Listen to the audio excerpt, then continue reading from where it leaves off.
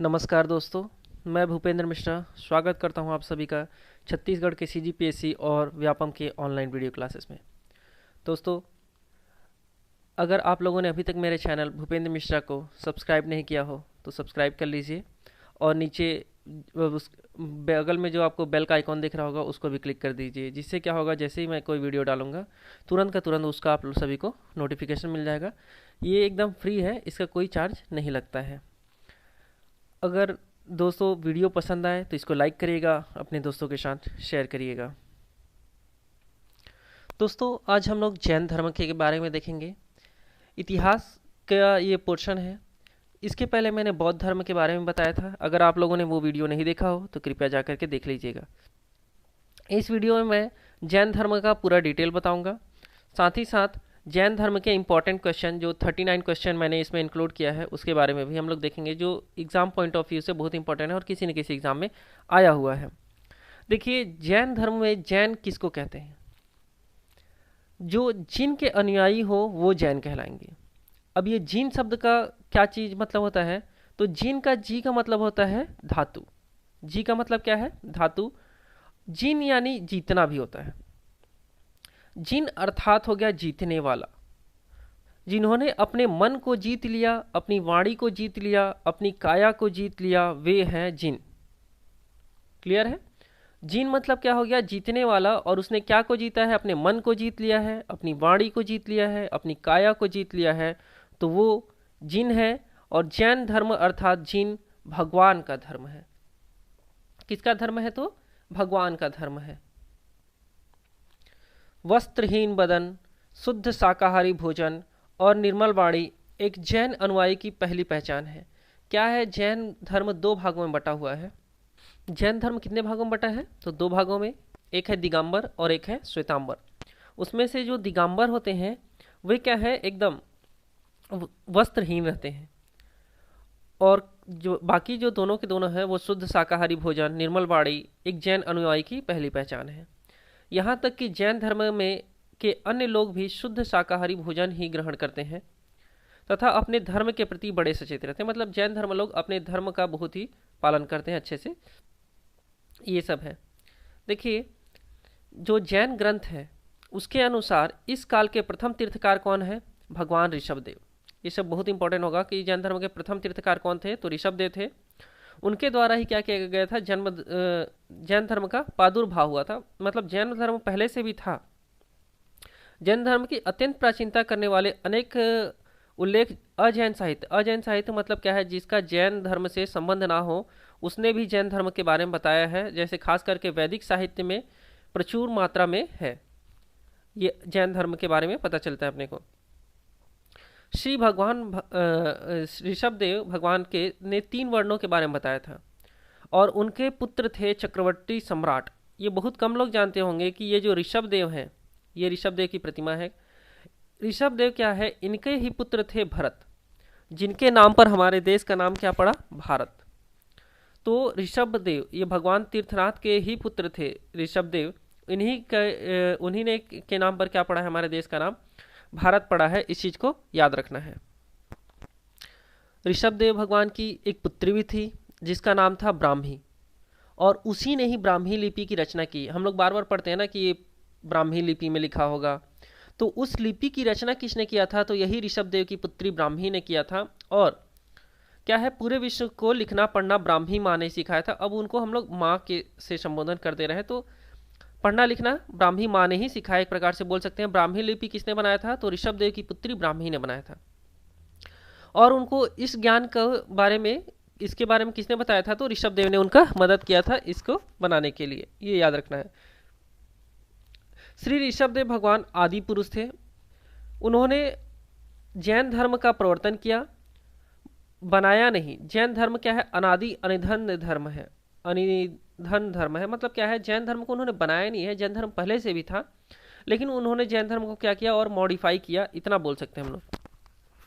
जैन धर्म का व्यक्ति ये 3 काम करते हुए कभी भी नहीं मिलेगा। पहला, कुली या हमाली। जैन धर्म का पालन करने वाले लोग कभी कुली का काम नहीं करते हैं, कभी उन लोग भिक्षा नहीं मांगते हैं, और तीसरा है कभी उन लोग चप्पल किसी का नहीं सिलते हैं। ये 3 काम जैन धर्मों में वर्जित है, समझ जाइए। कभी भी ये 3 काम करते हुए आप लोग को जैन धर्म वाले नहीं मिलेंगे। जैन धर्म रात्रि में भोजन को मांसाहार कहते हैं। जैन धर्म पानी छान कर पीते हैं। जैन धर्म लोग इतना अहिंसक हैं, मतलब क्या है, उनसे कोई जीव मर ना जाए करके वो क्या है, पानी तक को छान छान करके पीते हैं। जैन धर्म में सूक्ष्म अहिंसा का पालन होता है। छोटी सी छोटी भी अहिंसा एकदम हम लोग को पालन करना है उसका। भारत देश में जैन सबसे ज़्यादा साक्षर है, जिनकी साक्षरता 99% है। जैन धर्म में किसी वस्तु का त्याग करने के बाद उसको ग्रहण नहीं किया जाता है। त्यागी हुई वस्तु को छूना भी जैन धर्म में पाप माना जाता है। अगर मान लो किसी चीज़ को त्याग दिया है तो उसको फिर सुन लो यूज़ नहीं करते हैं। अगर कोई उसको यूज़ कर रहा है तो समझ जाओ पाप कर रहा है। जैन धर्म त्याग में, तपस्या में, ज्ञान में क्या है, सभी धर्मों से श्रेष्ठ कह सकते हैं है। बात करें तीर्थकर के बारे में तो जैन धर्म में कुल 24 तीर्थकारों को माना जाता है। तीर्थकर धर्म तीर्थ का प्रवर्तन करते हैं, मतलब क्या है, धर्म के बारे में बताते हैं। इस काल में मतलब टोटल जो अपना जैन धर्म है उसमें 24 तीर्थकारों का वर्णन हमको मिलता है। पूरे के पूरे 24 इंपॉर्टेंट नहीं है, लेकिन मैंने यहाँ पर नाम बताया है। जो जो इंपॉर्टेंट है उसके बारे में आप लोगों को बता दूंगा। पहले जो थे ऋषभदेव, इनको आदिनाथ भी कहा जाता था। ये इंपॉर्टेंट है कि जैन धर्म के पहले तीर्थकार कौन से थे, तो ऋषभदेव थे या आदिनाथ थे। दूसरे थे अजीतनाथ, दूसरा भी इंपॉर्टेंट हो सकता है, दूसरा याद रख सकते हैं, अजीतनाथ। तीसरा है संभवनाथ, अभिनंदन जी, सुमितानाथ जी। ये सब उतने इंपॉर्टेंट नहीं होंगे हमारे लिए। पद्म प्रभु जी। अगले हैं सुपार्शनाथ जी, चंद्र प्रभु जी, सुविधानाथ जी। सुविधानाथ जी को इन्हें पुष्पदंत भी कहा जाता है। ये जो सुविधानाथ हैं ये भी हमारे लिए इंपॉर्टेंट होंगे। इनको क्या कहते हैं, पुष्पदंत भी कहा जाता है। 10वें थे शीतलनाथ जी। 11वें थे श्री श्रेयासनाथ जी। इन्हीं के नाम पर सारनाथ नाम पड़ा था। श्रेयासनाथ जी 11वें, ये इंपॉर्टेंट होंगे। 12वें हैं वासुपूज्य जी। 13वें है विमलनाथ जी। ये सब इंपॉर्टेंट नहीं है लेकिन फिर भी याद रख सकते हैं हम लोग। अनंतनाथ जी, धर्मनाथ जी। 16वें हैं शांतिनाथ जी। 17वें हैं कुशीनाथ। 18वें हैं अमरनाथ जी। 19वें हैं मल्लीनाथ जी। 20वें हैं मुनि श्रुवत जी। 21वें हैं नमीनाथ जी। 22वें हैं अरिष्टनेमी जी। इन्हें नेमीनाथ भी कहा जाता है। ये नमीनाथ हैं और इनको 22वें को कह देते हैं हम लोग, नेमीनाथ जी भी कहा जाता है। 23वें हैं पार्श्वनाथ जी। ये हमारे लिए इंपॉर्टेंट है। 23वें तीर्थकार कौन थे, पार्श्वनाथ थे, ये पूछता है। और 24वें जो कि हमारे लिए बहुत ज़्यादा इंपॉर्टेंट होंगे, वर्धमान महावीर। इनको वर्धमान, सन्मति, वीर, अतिवीर भी कहा जाता है। 24वें हमारे लिए इंपॉर्टेंट है वर्धमान महावीर जी। ये महावीर जी का तस्वीर है। देखिए इनका नाम पहले ही बता चुका हूँ अभी आप लोग को। इनको क्या कहते थे, वर्धमान, वीर, अतिवीर और सन्मति भी कहा जाता था। जो भगवान महावीर जी का जन्म है करीब 2500 साल ईसा पूर्व पहले 599 में हुआ था। 599 में भगवान महावीर जी का जन्म हुआ। कहाँ पर हुआ था, तो वैशाली के गणतंत्र राज्य छत्री कुंडलपुर में हुआ था। इनका जन्म कहाँ हुआ है, तो वैशाली के गणतंत्र राज्य छत्री कुंडल ग्राम में हुआ था। और इनकी मृत्यु की बात करें तो 468 ईसा पूर्व में पावापुरी में हुआ है। तो इन्होंने जन्म लिया कुंडलपुर में और मृत्यु हुई पावापुरी में। इनके पिता का नाम था सिद्धार्थ, माता थी त्रिशला। बात करें इनके विवाह के बारे में तो इसमें जो जैन धर्म जो 2 भागों में बटा है, दिगंबर और श्वेतांबर, तो इसमें विवाद है। दिगंबर वाले कहते हैं, दिगंबर परंपरा के अनुसार महावीर बाल ब्रह्मचारी थे। भगवान महावीर शादी नहीं करना चाहते थे क्योंकि ब्रह्मचर्य उनका प्रिय विषय था। भोगों में उनकी रुचि नहीं थी, परंतु उनके माता पिता शादी करवाना चाहते थे। दिगंबर परंपरा के अनुसार उन्होंने इसके लिए मना कर दिया था। लेकिन बात करें अगर हम लोग श्वेतांबर परंपरा की, तो श्वेतांबर परंपरा के अनुसार उनका विवाह यशोदा नामक सुकन्या से हुआ के साथ संपन्न हुआ और एक कन्या भी उत्पन्न हुई जिसका नाम था प्रियदर्शनी। तो ये कायदे से पूछता है कि इनके शादी किसके साथ हुआ है, तो यशोदा के साथ हुआ है। लेकिन एक चीज़ है कि दिगंबर वाले मानते हैं कि नहीं हुआ उनका शादी, लेकिन श्वेतांबर वाले मानते हैं कि हाँ उनका शादी हुआ है। और उनके जो पुत्री उत्पन्न हुई थी उसका नाम क्या था, प्रियदर्शी था। जो भगवान महावीर जैन थे वो जैन धर्म के 24वें तीर्थकार थे। उन्होंने क्या 30 वर्ष की आयु में गृह त्याग कर दिया था। कब उन्होंने अपना घर त्याग किया था, तो 30 वर्ष की आयु में। दोस्तों आप लोग इस वीडियो में मुझे कमेंट करके बताइएगा कि जो गौतम बुद्ध का जो मैंने वीडियो डाला था, तो गौतम बुद्ध ने किस वर्ष की आयु में अपना गृह त्याग किया था, ये आप लोग को बताना है कमेंट में। देखिए 30 वर्ष की आयु में क्या है, भगवान बुद्ध ने क्या किया, महावीर ने क्या किया, अपना गृह त्याग किया। उन्होंने एक लंगोटी तक का परिग्रह नहीं रखा। मतलब क्या है, एक लंगोट तक का भी नहीं रखा। हिंसा, पशुबलि, जात पात, भेदभाव जिस युग में बढ़ गया था, मतलब क्या था, जब महावीर का समय चल रहा था उस समय भेदभाव, जात पात का बहुत ज़्यादा प्रभाव था। तो उसी युग में भगवान महावीर का जन्म हुआ। उन्होंने दुनिया को सत्य अहिंसा का पाठ पढ़ाया। इन्होंने क्या किया, सत्य और अहिंसा के बारे में बताया था लोगों को।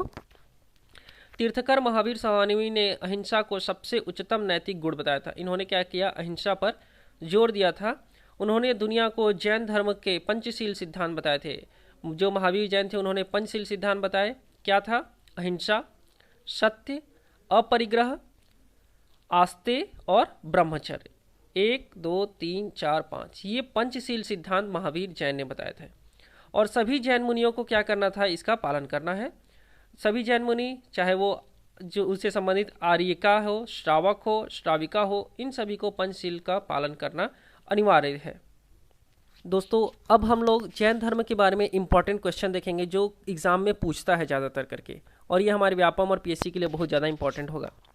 देखिए जो जैन धर्म है, जैन धर्म के उदय का कारण क्या था, तो ब्राह्मणों में बढ़ते जटिल कर्मकांडों की प्रक्रिया के खिलाफ जैन धर्म का उदय हुआ था। बताया था ना, उस समय जात पात छुआछूत बहुत ज़्यादा था ना, तो उसको दूर करने के लिए क्या हुआ था, जैन धर्म का उदय हुआ था। जैन धर्म का उदय कब हुआ था, तो 6ठी शताब्दी ईसा पूर्व में हुआ है। कब हुआ है, 6ठी शताब्दी ईसा पूर्व में हुआ। और जैन धर्म के संस्थापक इनको कहा जाता है, बता चुका हूँ कौन थे, ऋषभदेव थे। और जैन धर्म के प्रथम तीर्थकार कौन थे, या प्रवर्तक बोल सकते हैं, तो कौन थे, आप लोगों को बता चुका हूँ, ऋषभदेव थे। जैन धर्म के कितने तीर्थकार हुए, तो कुल 24 तीर्थकार हुए, ये भी बताया हूँ आप लोग को। जैन धर्म के 23वें तीर्थकार कौन थे, बताया था कि 23वें भी इंपॉर्टेंट है, क्या है, पार्श्वनाथ है। पार्श्वनाथ किस राजा के पुत्र थे, तो ये थे अश्वसेन के। जो पार्श्वनाथ है वो किस राजा के पुत्र हैं, तो अश्वसेन के पुत्र हैं। और जो पार्श्वनाथ ने भिक्षुकों को किस रंग का वस्त्र पहनने को कहा है, तो सफ़ेद। पार्श्वनाथ ने भिक्षुकों को किस रंग का, तभी तो श्वेतांबर और दिगंबर, तो अगर भिक्षुक हो तो कपड़ा भी पहन सकते हो तो सफ़ेद रंग का। पार्श्वनाथ का प्रतीक चिन्ह क्या था, तो सर्फ। पार्श्वनाथ का प्रतीक चिन्ह क्या था, तो सांप था। जैन धर्म के 24वें और अंतिम तीर्थकार कौन थे, तो महावीर स्वामी थे। इनके बारे में आप लोगों को मैंने बताया था। महावीर स्वामी का जन्म कब और कहाँ हुआ, तो ये 599 है ना, ये 540 लिख दिया हूँ, 599 ईसा पूर्व वैशाली के कुंड ग्राम में हुआ था। 540 नहीं है, 599 है, इस चीज़ को याद रखिएगा। महावीर के पिता का नाम क्या था, तो बता चुका हूँ आप लोग को, सिद्धार्थ था। महावीर के माता का क्या नाम था, तो त्रिशला था। महावीर के बचपन का नाम क्या था, तो वर्धमान था। महावीर के बचपन का नाम क्या था, वर्धमान था। महावीर की पत्नी का नाम क्या था, तो यशोदा था। अनोज्जा प्रियदर्शनी किसकी पुत्री का नाम था, तो महावीर। बताया था ना आप लोगों को कि महावीर स्वामी की एक पुत्री भी हुई थी जिसका नाम क्या था, प्रियदर्शनी था, तो उसका पूरा नाम बात सकते हैं अनोज्जा प्रियदर्शनी, तो ये महावीर की ही पुत्री थी। महावीर की दामाद का क्या नाम था, तो जमाली था। ये जो अनुजा प्रियदर्शनी है उसकी शादी जमाली के साथ हुआ था, याद रखना इस चीज़ को। तो महावीर के दामाद का नाम क्या था, तो जमाली था। महावीर के बड़े भाई का नाम क्या था, तो नंदीवर्धन था। महावीर के बड़े भाई का नाम क्या था, नंदीवर्धन था। महावीर को कितने वर्षों की अवस्था में ज्ञान की प्राप्ति हुई थी, तो देखिए कहीं कहीं पर ये 42 वर्ष लिखा रहता है और कहीं कहीं पर 30 वर्ष लिखा रहता है। इसका जो एग्जैक्ट है वो 30 वर्ष है। यही बताने के लिए आप लोगों को मैंने यहाँ पर 42 लिख रखा है। अभी थोड़ा देर पहले मैंने क्या बताया था, मतलब क्या है, 30 वर्ष की उपस्थिति में इन्होंने घर को त्यागा था ना, घर त्यागा था, और 42 वर्ष में क्या हुआ था, इनको ज्ञान की प्राप्ति हुई थी। ठीक है, इस चीज़ को याद रखना कि इन्होंने को 30 वर्ष में क्या हुआ है, घर त्यागे हैं, और ज्ञान की प्राप्ति कब हुई है, 42 वर्ष में। इस चीज़ को याद रखना। महावीर को किस नदी के तट पर ज्ञान की प्राप्ति हुई थी, तो त्रिजुपल्लिका। महावीर को किस नदी के तट पर ज्ञान की प्राप्ति हुई थी, तो त्रिजुपल्लिका, रिजुपल्लिका बोल सकते हैं इसको, रिजुपल्लिका नदी के तट पर क्या हुआ, महावीर को ज्ञान की प्राप्ति हुई है। महावीर को जिस वृक्ष के नीचे ज्ञान की प्राप्ति हुई उस वृक्ष का नाम क्या था, तो साल। महावीर को जिस वृक्ष के नीचे ज्ञान की प्राप्ति हुई उस वृक्ष का नाम क्या था, तो साल था। महावीर की 72 वर्ष की अवस्था में देहांत कब हुआ था, तो ये आप लोगों को बता चुका हूँ, 468 ईसा पूर्व में हुआ था और पावापुरी में हुआ था। महावीर का देहांत कहाँ हुआ था, तो राजगृह नालंदा जिला, और वो गांव कौन सा था, तो पावापुरी। इसको चीज़ को याद रखना है अपने को। अगला है, महावीर ने अपना उपदेश किस भाषा में दिया है, तो प्रकृति या अर्धमगधी भाषा में दिया है। महावीर ने अपना उपदेश किस भाषा में दिया है, तो प्राकृत या इसको अर्धमगधी भाषा भी कहा जाता है, उसमें इन्होंने दिया है। महावीर के पहले अनुयायी कौन थे, तो वो जो उनके दामाद थे ना जामिल, वही महावीर के क्या थे, पहले अनुयायी भी कहे जाते हैं। महावीर ने अपने शिष्यों को कितने गणधारों में बांटा था, तो 11 गणधारों में बांटा था। मोक्ष प्राप्ति के बाद महावीर ने किसको जैन संघ का प्रमुख बनाया था, तो जब भगवान महावीर को मोक्ष प्राप्ति होने वाला था तो उन्होंने किसको प्रमुख बनाया था, तो सुधर्मन को बनाया था। किसको बनाया था, तो सुधर्मन को बनाया था। महावीर की मृत्यु के बाद कौन जैन धर्म का प्रथम थेरा या मुख्य उपदेशक हुआ, तो यही जो सुधर्मन था वही क्या बना, इसका मुख्य उपदेशक भी हुआ।